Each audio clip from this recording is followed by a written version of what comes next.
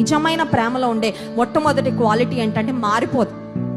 పరిస్థితులు మారిపోయినా నిజమైన ప్రేమ, perfect love will never change. రెండవదిగా నిజమైన ప్రేమలో ఉండే లక్షణం ఏంటంటే ట్రూ లవ్ ఇస్ సెల్ఫ్లెస్. నిజమైన ప్రేమలో స్వార్థము ఉండదు. ఈ రోజుల్లో చూడండి, ఎవరైనా ప్రేమించారంటే దానికి ఏదో ఒక కారణము ఉండాలి. ఖచ్చితంగా కారణం ఉంటే ప్రేమిస్తారు. మూడవదిగా నిజమైన ప్రేమ స్వచ్ఛంగా ఉండాలి, ప్యూర్.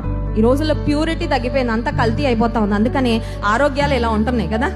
నాలుగవది, another quality of true love is unconditional. నిజమైన ప్రేమ కండిషన్లు పెట్టదండి, షరతులు పెట్టదు. మీరు చూడండి, ఎవరైనా మీ దగ్గరకు వస్తే ఐ లవ్ యూ బికాజ్ అని మొదలు పెడతారు.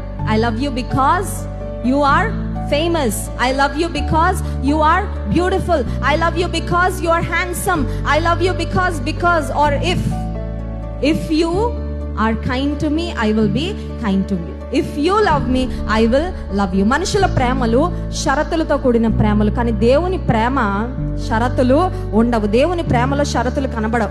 సమయం అయిపోతా ఉంది, కానీ ఒక్కసారి ఫాస్ట్ గా బైబిల్ గ్రంథంలో 1 కొరింథీ పత్రిక 13వ అధ్యాయంలో మనం 4వ వచనం నుండి చదివినట్లయితే ట్రూ లవ్ లో ఉండే క్వాలిటీస్ కనబడతాయి. యవ్వనస్తులు అందరూ నోట్ చేసుకోవాలి, ఎందుకంటే ట్రూ లవ్ లో ఉన్న క్వాలిటీస్ మనకు అర్థం అవ్వకపోతే, వాటిని మనం తెలుసుకోకపోతే, you will fall for any love